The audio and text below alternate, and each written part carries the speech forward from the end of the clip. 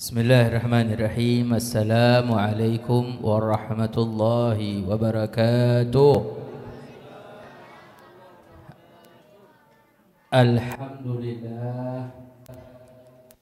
Alhamdulillahilladzi hadana bi'abdihil mukhtari man da'ana ilaihi bil idzni wa qad nadana labbaika ya man dallana wa hadana. Allahumma salli wa sallim ala sayyidina Muhammadin nurika sari wa madadikal akbar al-jari wa jama'na bihi fi kulli atwari wa ala alihi wa sahbihi ya nur amma ba'du. Segala puji dan syukur kita panjatkan kehadirat Allah Jalla Jalaluh. Salawat dan salam kita haturkan kepada junjungan kita, pemimpin kita, penolong kita, penyelamat kita, pemberi syafaat untuk kita kelak nanti di hari kiamat, Nabi kita Muhammad sallallahu alaihi wasallam beserta keluarga besarnya dan seluruh sahabatnya, juga para pengikutnya hingga hari kiamat. Semoga Allah subhanahu wa ta'ala menggolongkan kita semua menjadi sebaik-baik pengikut Nabi Muhammad sallallahu alaihi wasallam, yang kelak nanti di hari kiamat kita semua dapat dikumpulkan dalam barisan Nabi Muhammad, di bawah bendera Nabi kita Muhammad, mendapatkan syafaatnya dan dapat masuk syurga bersamanya. Yang kita muliakan guru-guru kita tercinta, para orang tua kita tercinta, para sepuh, para tokoh masyarakat, wabil khusus guru kita Al-Ustadz Fakhrul Razi. Semoga Allah panjangkan umur beliau, sehatkan badan beliau. Juga ayahanda Bapak Haji Kastam, semoga Allah panjangkan umur beliau, sehatkan badan beliau. Dan juga ayahanda Bapak Haji Rohendi, semoga Allah panjangkan umur beliau, sehatkan badan beliau. Dan juga Bapak Wawan, tulisannya kayak dokter nih, saya bingung bacanya. Mudah-mudahan Bapak Wawan juga diberikan panjang umur, sehat afiat. Para orang tua, para sepuh yang mohon maaf saya tidak bisa sebut namanya satu persatu, tidak mengurangi rasa hormat saya, cinta saya, dan para hadirin hadirat dalam majelis yang mulia ini. Mudah-mudahan Allah panjangkan umur kita semua, disehatkan badan kita, Allah berikan perlindungannya, penjagaannya, rahmatnya, karunianya, anugerahnya untuk kita.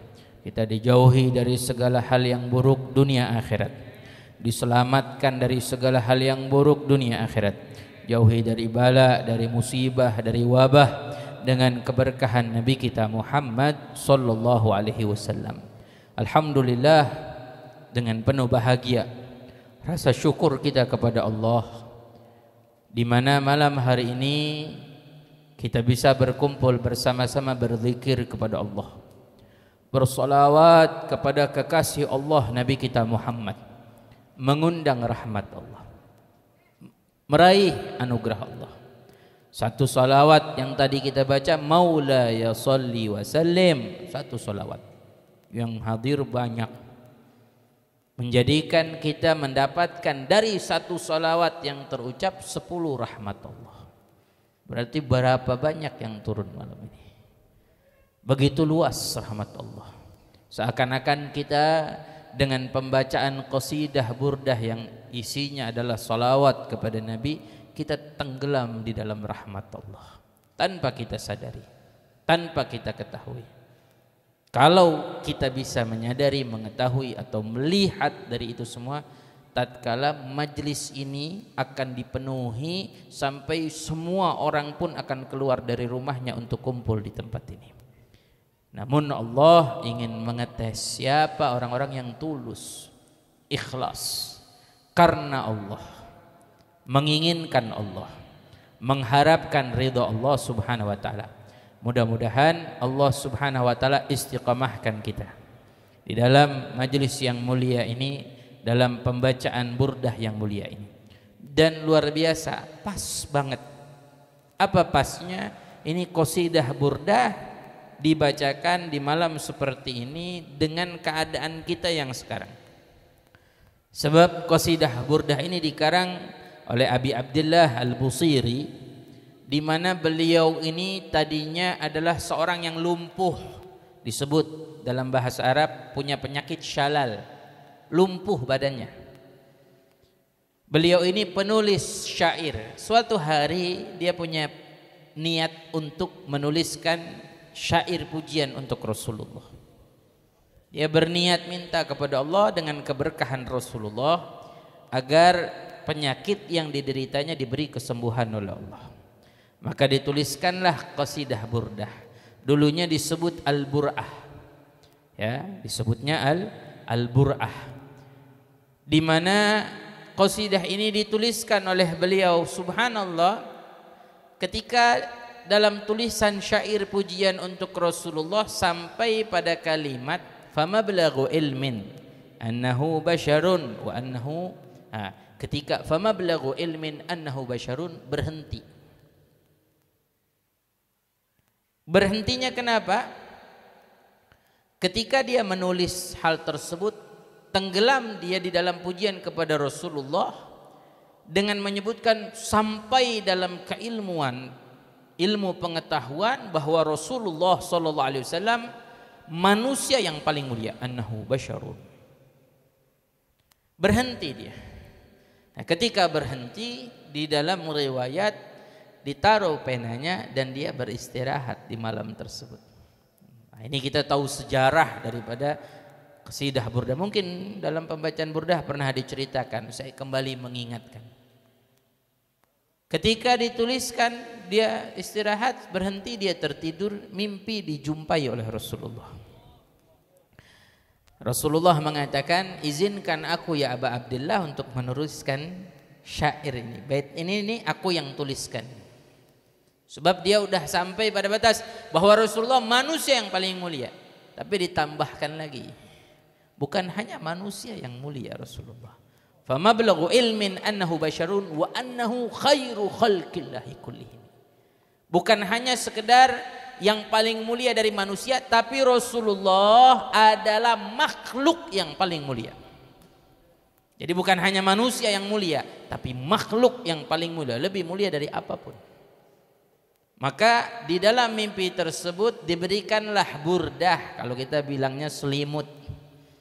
Diberikanlah qita burdah. Setelah diberikan burdah, maka tatkala dalam mimpi tersebut terbangun Imam Abi Abdullah Al-Busiri ini, bangun, subhanallah, kakinya yang setelah diburdahkan oleh Rasulullah bisa digerakkan dan bangun berdiri. Makanya disebut qasidahnya burdah. Al-Bur'ah, kenapa disebut bur'ah? Ay bara'a, menyembuhkan, menyehatkan. Makanya di dalam pembacaan burdah, para salafus saleh mengatakan, siapa yang membacanya dengan niatnya insya Allah hasil. Kita malam hari ini duduk di sini tadi pasang niat, ya Allah saya niat baca burdah. Awaina, misalkan apa kita niat, ya Allah minta agar ujian Allah angkat. Kalau kita bacanya dengan khusyuk, tunduk, hadir hati dan minta kepada Allah dengan kemuliaan qasidah burdah ini, insya Allah ujian diangkat oleh Allah. Yakin? Kenapa tidak yakin? Kebesaran Allah, keagungan Allah. Bahkan kita yang punya hajat, urusan sedang sulit, ekonomi sedang sulit, kita niatkan insya Allah Allah subhanahu wa ta'ala luaskan rezeki kita. Dan saya pernah jumpa dengan seorang bapak, dia mengeluh, Habib saya susah, dagang sepi. Ini kurang lebih ada 7 tahun yang lalu. Ketika itu saya bilang, kita bikin pengajian burdah di rumah. Siap. Bikin pengajian burdah yang hadir cuma 10 orang, 15 orang, baca burdah. Rapih baca burdah, dapat seminggu, langsung Allah subhanahu wa ta'ala berikan, alhamdulillah, berkah kita baca burdah, katanya. Allah kasih rezeki saya lancar, dagangan saya laris. Kalau bisa Habib tiap minggu di rumah saya baca burdah, begitu katanya. Dengan niatnya, minta Allah sembuhkan insya Allah. Siapa saja yang membaca qasidah burda. Kita minta malam hari ini di antara niat kita, hajat terbesar Allah angkat ujian dan musibah dari negeri kita. Biar wabah diangkat oleh Allah dengan keberkahan Rasulullah sallallahu alaihi wasallam. Di akhir burdah pun kita baca farrij biha karbana. Ya Allah, beri pertolongan dari kesulitan nih. Al-karb lil ummah. Ya, kesulitan yang umat hadapin nih. Ya, penyakit, musibah, bala, bencana. Mudah-mudahan dengan qasidah ini diangkat oleh Allah Subhanahu wa taala. Amin ya rabbal. Nah, ini kadang kalau kita bicara yang seperti ini orang percaya nggak percaya. Sebab kita hidup di zaman modern. Tapi mohon maaf, kita sama yang modern kita banyak percaya. Sama handphone nih kita banyak percaya, bisa telepon ke Amerika kemana kita percaya. Sama kisahnya orang soleh kita sampai nggak percaya. Ini berarti keimanan kita lebih banyak kepada zahir daripada batin. Padahal Al-Quran di ayat Al-Baqarah ayat-ayat pertama mengajarkan kita untuk beriman kepada Allah. Alladzina yu'minuna bil ghaib. Kita juga beriman dengan segala sesuatu yang tidak nampak. Kita beriman kepada rahmat Allah, ya beriman. Bagaimana bentuk rahmat Allah? Bagaimana? Rahmat Allah itu rupanya seperti warnanya bagaimana? Hijaukah, birukah? Tapi kita punya keimanan yang kuat. Dan itulah Allah Subhanahu wa taala berikan tes kepada kita. Sama seperti kita mendengarkan kisah orang soleh yang Allah berikan. Insya Allah dengan keyakinan kita Allah akan tunjukkan kemuliaan tersebut, kita akan hadapi. Kita yakin pembacaan ini bersama-sama dihadiri oleh semua. Kita niat dengan niat kita, insya Allah saya yakin berkah majelis malam hari ini musibah diangkat oleh Allah. Yakin kita pasang daripada prasangka baik kita kepada Allah. Nah ini yang ingin sedikit disampaikan. Cuma kalau boleh saran, kalau bisa mudhoriyahnya dibaca juga. Di akhir tuh ada doa mudhoriyahnya. Mudhoriyahnya luar biasa, keistimewaannya isinya adalah doa, mungkin dibaca sendiri oleh ustadz kita sebagai doa penutup. Itu indah. Sampai banyak orang-orang soleh mewasiatkan kita untuk membaca mudhoriyah. Tapi yang ingin saya sampaikan di majelis yang mulia ini, untuk menambah keimanan kita kepada Allah Subhanahu wa taala. Bicara yang kita hadapi sekarang, kesulitan yang kita hadapi, ini semua adalah ketentuan Allah. Ketentuan Allah. Jadilah kita orang yang bertakwa kepada Allah. Nabi Allah Daud pernah berpesan kepada putranya Nabi Allah Sulaiman. Nabi Daud berpesan begini, tanda orang yang bertakwa kepada Allah itu 3. Tanda orang yang bertakwa kepada Allah 3. Apa saja? Yang pertama, dia bertawakal kepada Allah atas segala sesuatu yang belum dia dapatkan. Kita tawakal, kita serahkan kepada Allah. Banyak hal yang kita inginkan, yang kita harapkan, belum kita dapatkan nih. Masih kita usahakan, masih kita kejar, masih kita cari. Serahkan kepada siapa? Kepada Allah. Karena Allah yang memberikannya. Ini tanda orang yang bertakwa kepada Allah. Jadi kita punya hajat, punya keinginan, usaha, kerja, ikhtiar kita serahin sama Allah. Sebab kenapa? Di dalam hidup itu ada sebab, ada al-musabbib. Sebab itu jalan yang kita tempuh, usaha yang kita tempuh. Siapa al-musabbibnya? Allah. Kalau sebab kita tempuh tapi al-musabbib tidak akan menentukan untuk kita, nggak akan kita dapatkan. Rizki misalkan, kita kerja, kita usaha, tapi kalau pemberi rizki tidak memberikan, apa dapat? Berapa banyak orang kerja dipecat, mestinya dapat rizki, akhirnya nggak dapat. Dagang-dagang nggak ada hasil. Sebab apa? Yang menentukannya tidak memberikan. Siapa? Allah Subhanahu wa ta'ala. Makanya dulu Al-Imam Junaid ibn Muhammad Sayyidut Ta'ifah, Imam Junaid ibn Muhammad itu Sayyidut Ta'ifah, beliau punya warung dagang. Tapi sebelum mulai dagang, baru dibuka papan-papan warungnya, Al-Imam Junaid itu ditutup dulu tokonya dengan kelambu, dengan tirai, dengan hordeng, sholat dulu 300 rakaat baru dia dagang. Apa kata dia? Saya yakin yang memberi rezeki Allah. Kita nggak pernah tahu siapa yang beli dagangan kita hari ini atau besok atau lusa. Apa kita bisa tahu? Oh besok fulan, ada catatannya. Oh besok fulan, nggak ada. Semua yang menentukannya Allah. Ini dalam hidup. Makanya sebab itu tidak selalu mengantarkan kita pada hasil. Sebab memang yang mengantarkan kita pada hasil. Banyak orang bilang dengan kerja keras hasilnya banyak, tapi belum tentu. Siapa yang bilang? Dalam kehidupan bukan hanya dengan kerja keras hasilnya banyak. Berapa banyak orang yang dengan kerja keras tapi tidak mendapatkan hasil, atau mendapatkan hasil tapi nggak seberapa. Saya kasih contoh, ada orang kerjanya berat, tiap hari ngangkat semen, ngangkat pasir, ngangkat batu, tapi diupah nggak seberapa. Ada orang kerja di kantor di bawah AC dengan komputer, gajinya banyak. Kalau logika kita, pemikiran kita, orang yang lelah mestinya lebih banyak. Oh, dia capek ini tiap hari. Tapi kenapa yang kerjanya enak lebih banyak? Karena yang memberinya siapa? Yang memberinya Allah. Bahkan dalam firman-Nya wa fis sama'i rizqakum wa ma tu'adun. Saya pernah bahas kalau nggak salah pengajian sini dulu menggantikan Habib Ahmad. Di langitlah rezekimu dan semua yang dijanjikan oleh Allah. Allah yang bilang loh. Di langitlah rezekimu dan semua yang dijanjikan oleh Allah. Kita bakal bilang, ya Allah, kalau rezeki kita ada di langit, kenapa kita kerja di bumi? Allah yang bilang loh. Kita percaya beriman kepada Al-Quran, maka kita harus percaya dan yakin Allah yang sebutkan di langit rezekimu dan semua yang dijanjikan oleh Allah. Maknanya apa? Ikhtiarmu jalankan, sebab jalankan, tapi yang menentukan hasil Allah, bukan kita. Makanya dalam hal ini perlu kita perhatikan. Dalam keimanan kita kepada Allah, dalam kitab Risalatul Jami'ah disebutkan kita percaya Allah yang menyehatkan dan memberi penyakit.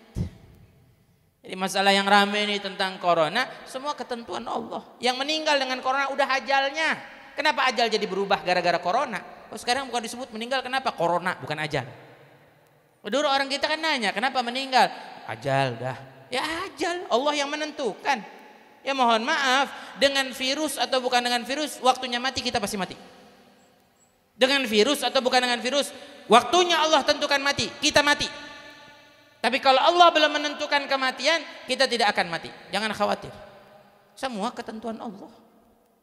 Kemarin saya waktu pergi ke Kalimantan Selatan, sampai di bandara kebetulan ada satu jamaah pengajian, jamaah majelis kerja di bandara. Dia bantuin kita tuh. Pas saya baru sampai, dia kasih tiket, dia bilang, "Beb, barusan ada kecelakaan di sini. 3 motor ditabrak truk. 3 motor, semua penumpangnya 3-3-nya meninggal." Saya bilang, serem amat ya.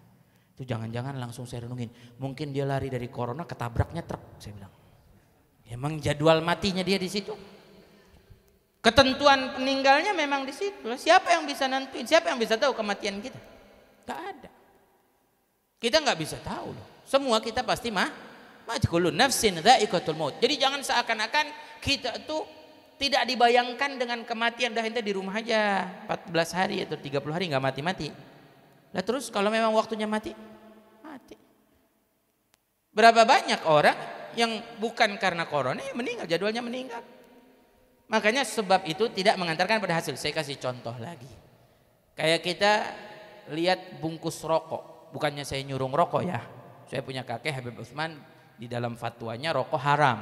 Beliau ya mufti Betawi dulu. Tapi bukannya saya menyuruh rokok, cuman nyebutin aja contoh rokok. Di rokok itu ada tulisannya rokok mematikan atau rokok membunuhmu ya.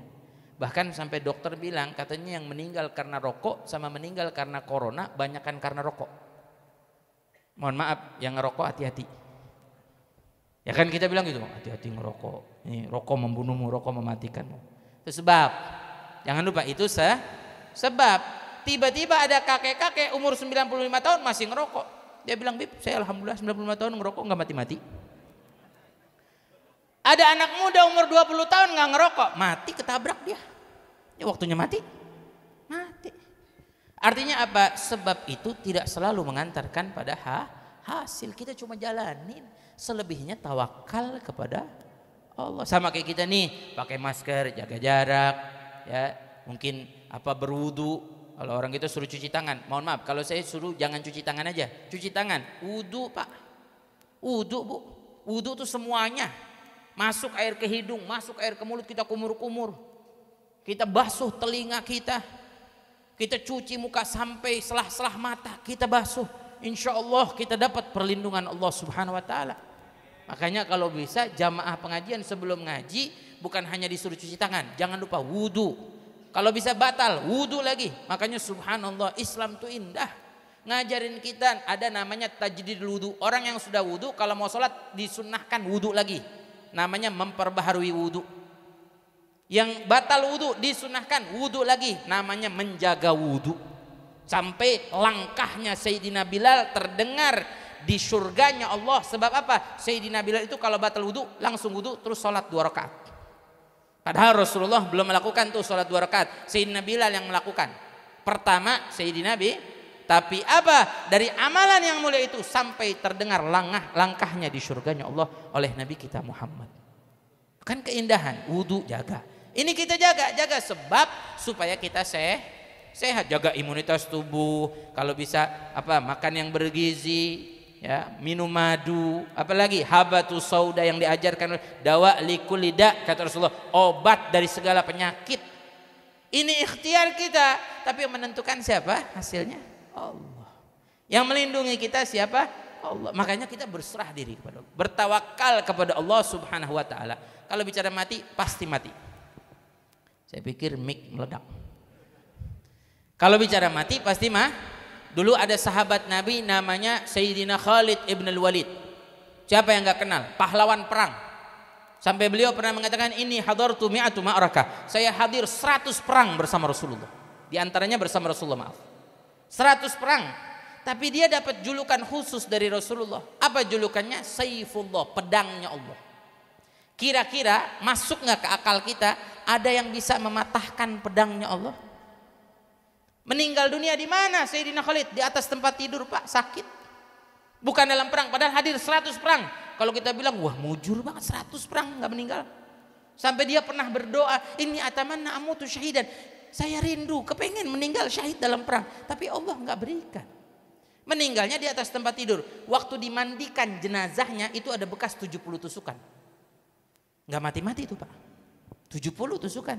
Kita 71 aja tusuk beling tetanus mati. Betul nggak? Tuh. Sampai dia pernah mengungkapkan dalam satu syairnya, illam yamut bi sayfi falyamut bi ghairihi tanawwa'atil asbabu fal mautu wahidu. Saya kalau nggak mati karena pedang, pasti mati karena yang lain. Sebab boleh bermacam-macam, berbeda-beda, tapi yang namanya mati tetap satu, mati. Kita semua pasti mati. Makanya yang kita lakukan, yang kita kerjakan, semua jadikanlah dalam beribadah kepada Allah.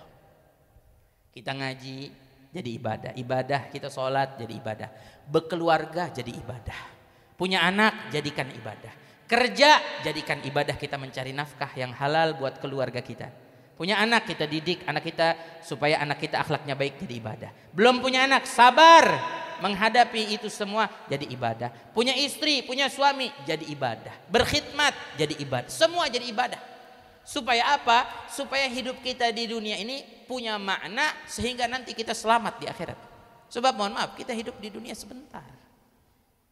60-70 itu pun kalau sampai. Bisa jadi sebelumnya kita sudah dipanggil oleh Allah. Tapi jadikan semua itu ibadah. Agar apa? Yang terpenting, sebelum disebutkan, kalau kita bicara mati, semua pasti mati. Tapi kita ingin bukan kematian yang kita takuti, tapi apa yang kita takutkan?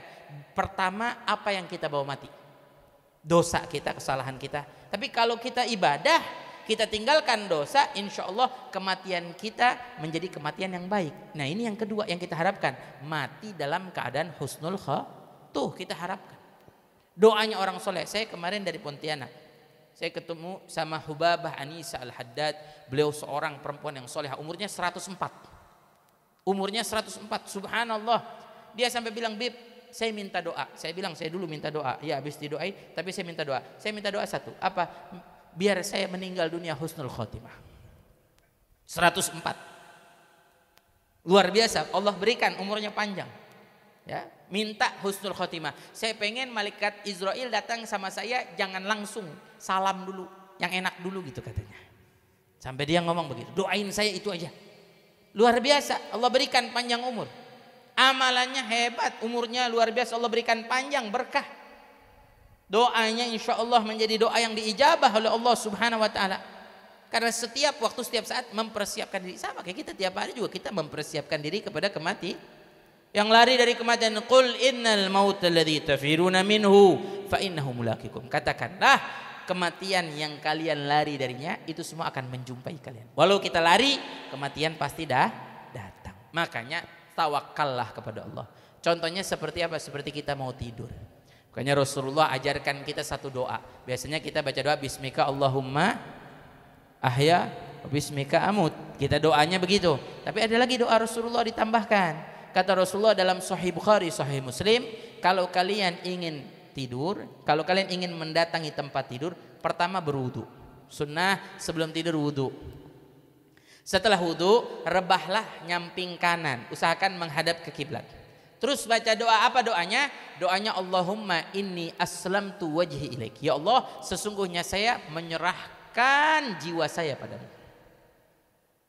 Makna tawakal kepada Allah. Kita dalam tidur apa kita tahu apa yang terjadi? Enggak tahu. Kita tidur Pak, pules. Tidur itu disebutnya nisful maut, setengah kematian. Kita nggak pernah tahu, entah ada kejadian apa, entah mungkin ada binatang. Kita nggak pernah tahu. Tapi kalau kita berucap dalam doa tersebut, berarti kita menyerahkan hidup kita pada Allah. Allah dengan rahmatnya akan menjaga kita. Yang selalu kita baca la sinatu wala naum. Allah yang tidak pernah mengantuk atau tertidur, pandangannya selalu terjaga, memberikan rahmat kepada hamba-hambanya. Kita nggak pernah sadar loh, tiap hari padahal kita disayang sama Allah. Setiap tidur kita Allah kasih luar biasa rahmatnya. Coba kalau binatang masuk ke telinga kita nggak pernah sadar kan? Tahu-tahu udah di dalam. Bisa aja kalau Allah mau. Tapi semua Allah berikan rahmatnya untuk kita. Makanya yang pertama tanda orang bertakwa kepada Allah adalah baik dalam bertawakal atas segala sesuatu yang belum dia dapat. Yang kedua, ridho, baik dalam ridho atas setiap sesuatu yang sudah didapatkan.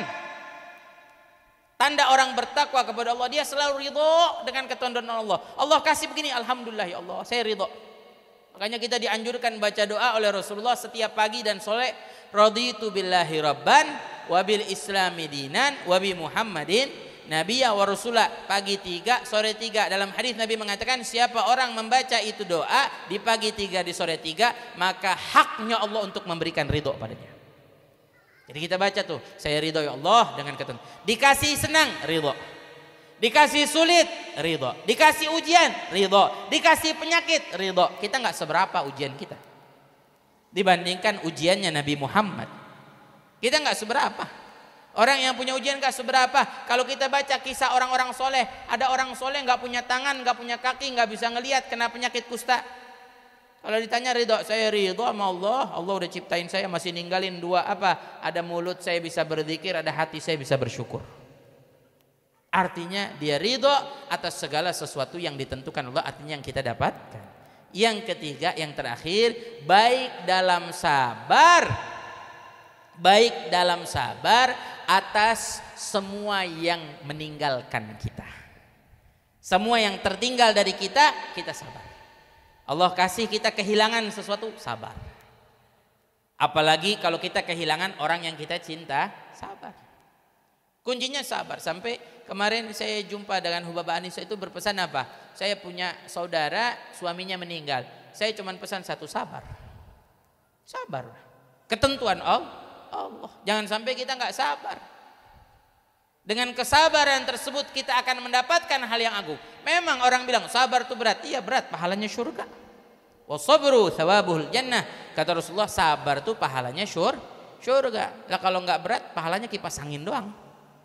Iya, surga pahalanya, bayangkan. Makanya Nabi SAW pernah lewat satu pemakaman, ada seorang ibu lagi meratapi anaknya masih meninggal, masih kecil. Si ibu ini depan kuburan, wah anak saya meninggal masih kecil, nangis dia. Kata Rasulullah, kenapa kau menangis? Anak saya ya Rasulullah meninggal dunia. Terus ya Rasulullah. Kata Rasulullah, andai engkau bersabar, maka Allah Subhanahu wa ta'ala akan berikan ganjaran yang luar biasa. Ya sudah ya Rasulullah, kalau begitu saya sabar. Kata Rasulullah, telat. Sabar itu pada papasan yang pertama. Jadi ketika kita dapat sabar, Allah kasih ketentuan apapun, dengan sabar, insya Allah kita akan mendapatkan pahala yang mulia. Makanya ini 3 kuncinya. Yang ingin saya sampaikan, ayo mulai sekarang kita tawakal kepada Allah segala sesuatu yang belum kita dapatkan. Kedua, ridha segala sesuatu yang kita dapatkan. Ketiga, sabar atas sesuatu yang tertinggal dari kita. Mudah-mudahan Allah jadikan kita orang yang bertakwa. Amin ya Allah ya Rabbal alamin. Dalam keadaan seperti ini, saya cuma pesan satu, yuk kita deketin diri kita kepada Allah. Kita baca sholawat, duduk di majelis, insyaallah jadi barakah buat warga mana nih namanya nih, Mushola Baitur Rahman, ini semua warganya, warga sekitar, walaupun gak hadir burdah, insyaallah dapat berkahnya. Yakin kita dengan keberkahan, dengan prasangka baik kepada Allah. Ini tahun baru Islam, kita pasang prasangka baik. Insyaallah tahun baru Islam ini membawa kebaikan untuk kita ke depan. Kalau orang bilang 2020 sepi, hampa, hambar, insyaallah tahun baru Islam membawa kebaikan, perubahan buat kita.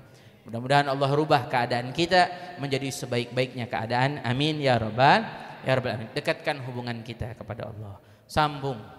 Ya, pengen meninggal husnul khatimah, kuncinya satu, takwa. Apa itu takwa? Jalankan perintah Allah, tinggalkan larangan Allah.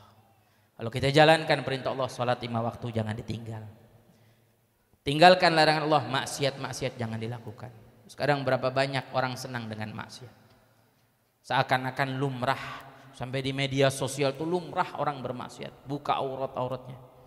Ya, gak jauh anak kita, cucu kita atau keluarga kita, mereka bermaksiat. Makanya jangan bingung kalau Allah berikan ujian yang bertubi-tubi.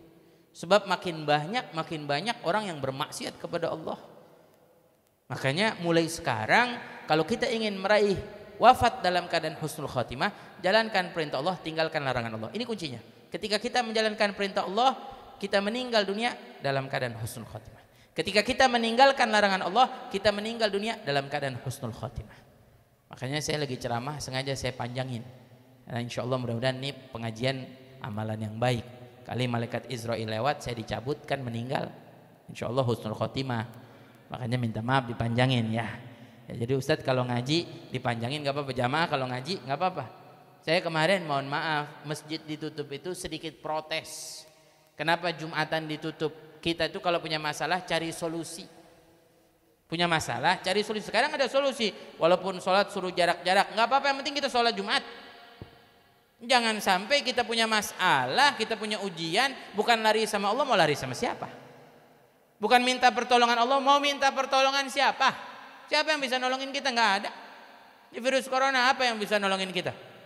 Jabatan, demi Allah nggak bisa nolongin. Kemarin saya ke Kalimantan Selatan, ada satu bupati Kalimantan Selatan meninggal katanya positif corona. Kalau saya bilang ajal, ya emang ajalnya dia meninggal. Yang positif banyak kagak meninggal. Langsung saya berpikir, ya Allah, bupati iya. Lah jabatannya tinggi meninggal juga. Ada yang bisa nolongin kita? Harta yang banyak bisa nolongin kita. Berapa banyak orang kaya meninggal? Nggak bisa nolongin kita. Dokter bisa nolongin kita. Nah, dokternya aja minta bantuan sama kita. Bantuin kita jaga jarak, jangan keluar rumah. Akhirnya 3 bulan kita nggak keluar rumah kemarin. Terus sekarang orang pada keluar semuanya. Tambah banyak. Mau ngapain kemarin nggak keluar rumah? Ya mohon maaf, ini bukannya ya mungkin curahan hati. Mungkin bukan hati saya aja, hati semuanya ini. Ini keadaannya, ayo. Kita cari solusi. Apa yang harus kita lakukan? Harus jaga kesehatan. Ayo kita jaga. Apa yang harus kita lakukan? Bukannya saya membuat satu hal yang provokasi, bukan. Saya patuh. Disuruh pakai masker. Bukan 1, masker saya 2. Mana lagi satu lagi? Tuh 2. Saya bawa masker 2. Ya, kalau perlu 4 kita bawa. Apa lagi? Sanitizer ada. Apa lagi? Cuci tangan. Bukan cuci tangan lagi, wudu kita. Kita jaga semua itu. Ini solusi namanya. InsyaAllah mudah-mudahan kedepannya dengan ikhtiar kita Allah berikan rahmat pertolongannya buat kita semuanya. Amin. Gak ada apa yang bisa jaga kita semua, gak ada. Harta, jabatan, titel kita semua gak bisa jaga. Satu yang bisa menjaga kita, satu yang bisa menolong kita hanya Allah. Udah. Tempat sandaran kita, tempat walja'tu dhuhri ilaik, ya Allah, saya sandarkan nih pundak saya. Wa fawattu amri ilaik, ya Allah, saya serahkan urusan saya padamu. Makanya saya mau ngajarin doa ini, mau nggak baca bareng-bareng? Siapa tahu baca 3 kali bisa hafal. Kalau enggak nanti boleh tulis boleh, atau mau direkam di handphone, rekam, nanti kita tulis doanya. Ini ada dalam Sahih Bukhari, Sahih Muslim. Doanya ayo ikutin. Bismillahirrahmanirrahim. Bismika Allahumma ahya wa bismika amut. Ini doa sebelum tidurnya. Allahumma inni aslamtu wajhi ilaik wa fawattu amri ilaik wa alja'tu dhahri ilaik la malja'a wa la manja minka illa ilaik ragbatan wa rahbatan ilaik. Allahumma inni amantu bi kitabika alladzi anzalta wa bi nabiyyika alladzi arsalta. Kira-kira hafal enggak nih? Belum ya, panjang doanya. Ya, kata Nabi, siapa yang baca doa ini setelah wudu, rebah kanan karena tidurnya kanan ini bagus, hati kita tidak tertindih. Kemudian kata Nabi baca doa ini, setelah itu jangan bicara. Jangan bicara lagi sama istri. Kalau mau bicara sama istri, sama suami, sama anak, bicara dulu dah, baru baca itu doa. Selesaiin dah ya, mau tidur ya, jangan ngajak ngomong lagi, baru baca itu doa. Kata Nabi, siapa yang baca doa ini kalau malam itu meninggal dunia, maka dia meninggal dunia alal fitrah, famata alal fitrah, meninggal dunia dalam kesucian, artinya dalam keadaan husnul khotimah. Kita nggak pernah tahu Pak, mungkin tidur kita jadi meninggal kita. Saya punya tetangga, Ramadan beberapa tahun yang lalu waktu ayah saya masih ada, tuh sahabat ayah saya dekat. Ramadan begadang. Jam 12 bilang, saya izin ya masuk ya, mau istirahat, nanti sahur kita kumpul lagi. Subhanallah, masuk ke dalam kamar, tidur-tidur ngorok, pas sahur dibangunin udah nggak ada habis. Kita nggak pernah tahu. Nah, kalau kita serahkan kepada Allah, kita amalkan amalan ini, insya Allah kita wafat dalam keadaan husnul khatimah. Itulah harapan kita. Ya Allah biha, ya Allah biha, ya Allah bihusnil khatimah, ya Allah biha, ya Allah biha, ya Allah bihusnil khatimah, ya Allah biha, ya Allah biha, ya Allah bihusnil khatimah. Mungkin doa ini bisa nanti dicatat oleh Ustadz atau Fauzan, bisa minggu depan atau pengajian lagi dibagiin satu-satu. Mudah-mudahan kita bisa amalkan dan ngajinya kita jadi barakah, jadi manfaat. Amin ya rabbal alamin. Ini yang bisa saya sampaikan. Mohon maaf mengambil waktu terlalu lama. Wa'afu minkum. Wassalamualaikum warahmatullahi wabarakatuh.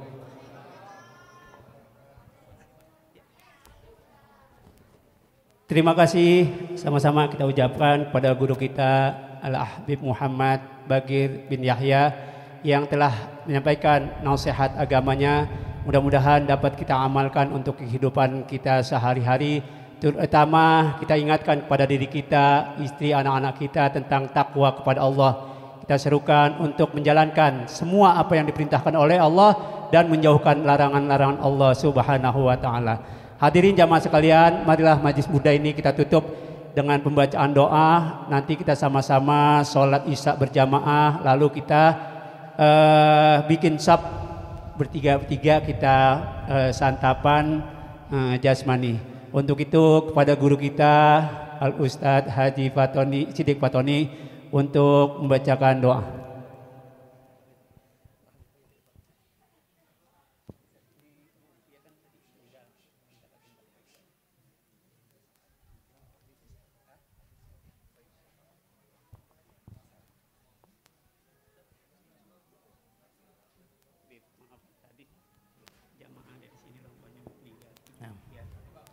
Kita bacakan suratul Fatihah untuk salah satu jamaah yang wafat, Ibu Ruqyah binti Fulan.